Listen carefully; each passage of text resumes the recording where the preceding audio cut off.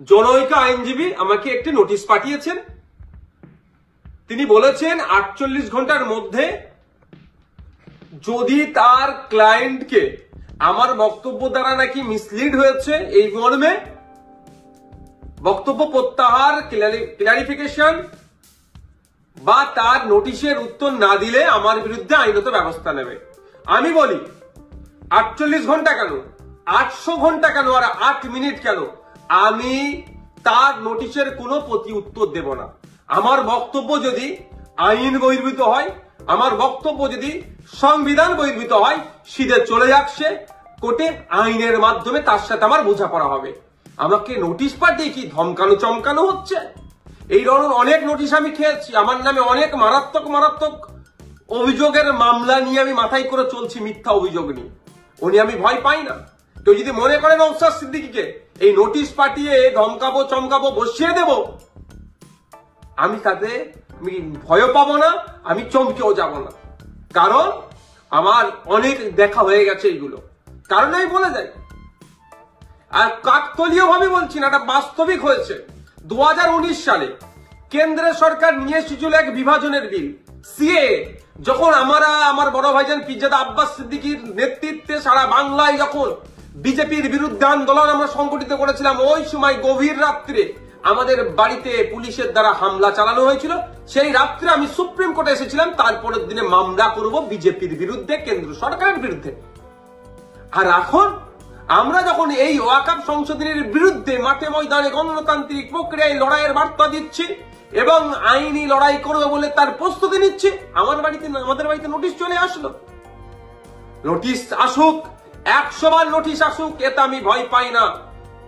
কিন্তু এটুকু আমি বাংলার মানুষকে জানিয়ে রাখতে চাই যে যারা প্রতিনিয়ত মুসলিমদের বিরুদ্ধে কথা বলছে, মাদ্রাসা নিয়ে কথা বলছে, মসজিদ নিয়ে কথা বলছে, কোরআন শরীফ নিয়ে কথা বলছে, তাদের বিরুদ্ধে নোটিশ যাচ্ছে না কেন, তাদের বিরুদ্ধে আইনত ব্যবস্থা গ্রহণ করছে না কেন? এরা তৃণমূলের মুসলিম বিধায়কদেরকে বিধানসভা থেকে চাংতলা করে রাস্তায় ফেলে দেবো বললেও তাদের বিরুদ্ধে আইনত ব্যবস্থা গ্রহণ করছে না, নোটিশ পাঠাচ্ছে না। আর নওশাদ সিদ্দিকীর কাছে নোটিশ পাঠিয়ে দিচ্ছে। ঠিক আছে, আইনি লড়াই আমি লড়ে নেব। আমার আইনের যারা বিশেষজ্ঞ আছে, সম্মানীয় বিকাশ রঞ্জন ভট্টাচার্য স্যার এবং সম্মানীয় শামীম দ্বারা কথা বলেছি, তারা আমাকে বলেছে তো আপনার কাজ হচ্ছে রাজনৈতিক লড়াই লড়ে যাওয়া, বাকি আইনি দিকটা আমরা বুঝে নেব। সুতরাং আইনি লড়াই কোর্টে আমিও বুঝে নেব। কিন্তু আমার প্রশ্ন, যারা প্রতিনিয়ত মুসলিম সম্প্রদায়কে, মাদ্রাসা মসজিদকে আক্রমণ করছে, বিষ উগলাচ্ছে, তাদের বক্তব্যতে হিন্দু মুসলমানের মধ্যে যে সম্প্রীতি, যে ঐক্য বাংলায় বিনষ্ট হতে পারে, তাদের বিরুদ্ধে কটা নোটিশ করা হয়েছে, তাদের কজনের বিরুদ্ধে আইনত ব্যবস্থা গ্রহণ করা হয়েছে, বাংলার মানুষ একটা জানবেন, আমিও জানতে চাইছি।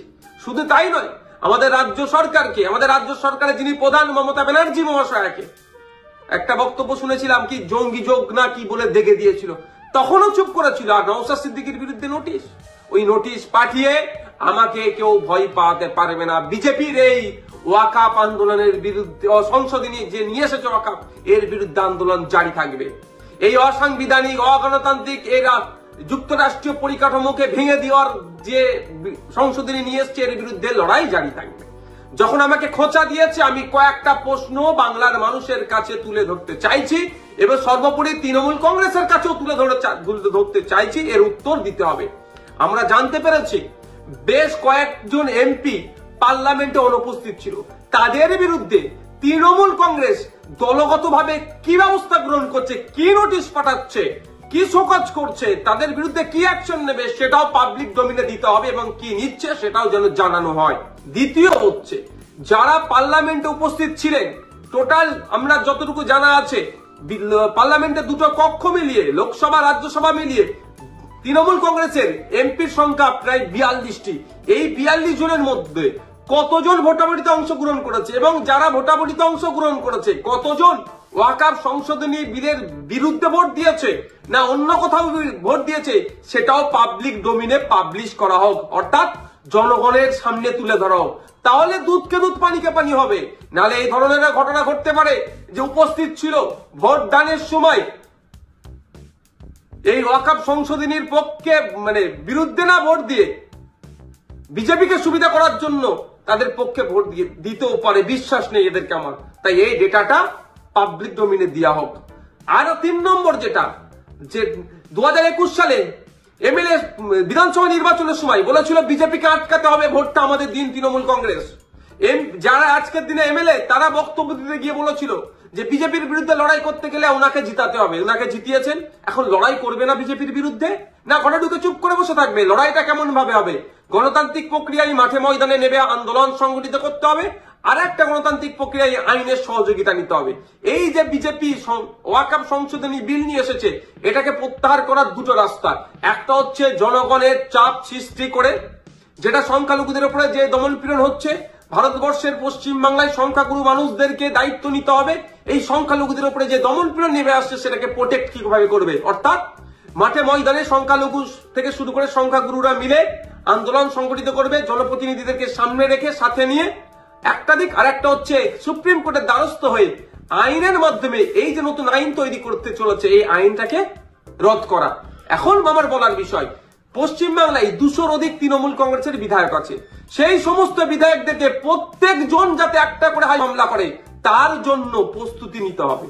এবার আমি এটা তৃণমূল কংগ্রেসের সুপ্রিমোকে বলছি, তৃণমূল কংগ্রেসের দলকে বলছি এবং সাধারণ ভোটারদেরকে বলছি। ভোটের সময় কিন্তু এই সমস্ত এমএলএ গুলো প্রার্থী ছিল, তারা বলেছিল বিজেপির বিরুদ্ধে লড়াই করবে।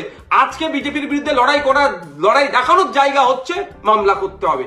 এদের 42 জন রাজ্যসভা লোকসভা মিলিয়ে এমপি আছে, 42 আর এই প্রায় 220টা মতো, 250-র অধিক মামলা কিন্তু তৃণমূল কংগ্রেসকে করতে হবে। তার পয়েন্ট অনুযায়ী আমি বলে দিচ্ছি, এইটা চাপ তৈরি করতে হবে। আমি নওশাদ সিদ্দিকী একা যদি আমি একাধিক মামলার দায়িত্ব নিতে পারি, হাজার হাজার মামলা হবে ওয়াকফ সংশোধনী বিলের বিরুদ্ধে, সেটা আমি ভালো করে জানি, বিজেপিও জানে, তৃণমূল কংগ্রেসও জানে, আমি পাবলিকও জানে। কিন্তু তৃণমূল কংগ্রেস কটা মামলা করছে, না মামলা না করে বিজেপিকে জায়গা করে দিচ্ছে, সেটাও পাবলিককে দেখতে হবে। ভোটার যারা ভোট দিয়েছিলেন 2021 সালে, যারা ভোট দেননি তৃণমূল কংগ্রেসকেও, কিন্তু আপনার জনপ্রতিনিধি যারা এলাকায় আছে তাদের কাছে তুলুন আওয়াজ যে আপনাদেরকে মামলা করতে হবে। মালদা থেকে কংগ্রেসের একজন এমপি আছেন, তাকেও আমি অনুরোধ করছি আপনিও সুপ্রিম কোর্টে চলেন, গিয়ে মামলা করবেন।